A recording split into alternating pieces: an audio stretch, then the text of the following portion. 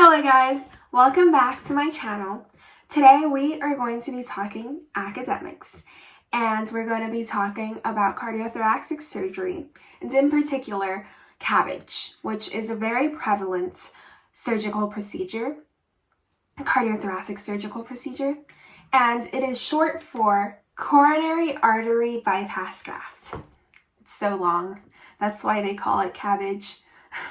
Okay. So we're going to be talking about what a CABG is and also what happens in a CABG procedure. Okay, so let's start with what is a CABG.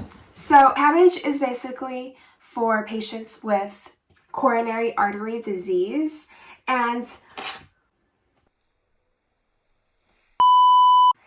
it's basically if there is a blockage within the coronary artery or if the artery is too narrow for smooth blood flow, the doctor would find a graft, which could come from the saphenous vein in the leg or the internal thoracic artery from the chest wall, inside the chest wall, and use it as a graft for the coronary artery. And what happens is, suppose this is the aorta, and then this is the coronary artery.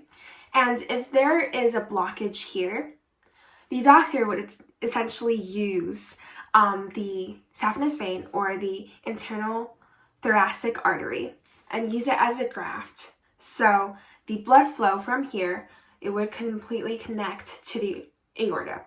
And so this part would just be neglected and there wouldn't be any blood here. And it would just connect like this. So in order to prevent blockage at any sort.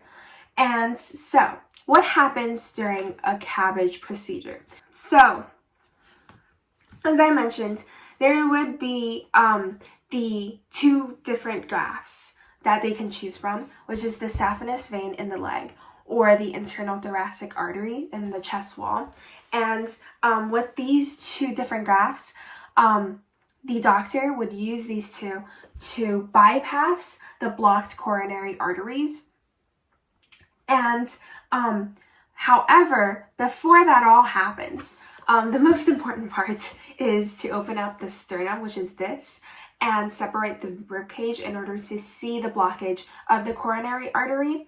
And then once they could see the heart itself, the heart would be connected to a heart-lung machine or cardiopulmonary machine, and that would essentially stop the heart from beating so that the surgeons would have a better look at the heart before they start stitching the bypass grafts on the heart.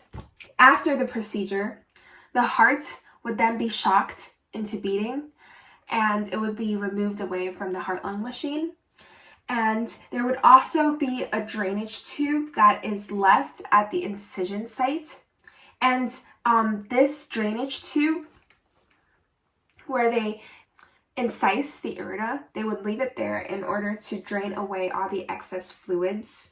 However, one thing to know is that for this procedure, there's also two other types of approaches to the surgery itself. And one of them is the off-pump bypass surgery, as well. The second one is the minimally invasive bypass surgery. So let me know if you guys want to know more about these two different approaches. But that is basically it about the CABG, the general information about the procedure essentially. So comment down below if you guys have any questions and hit that like button, subscribe, and turn on post notifications. Thank you so much, and see you next time.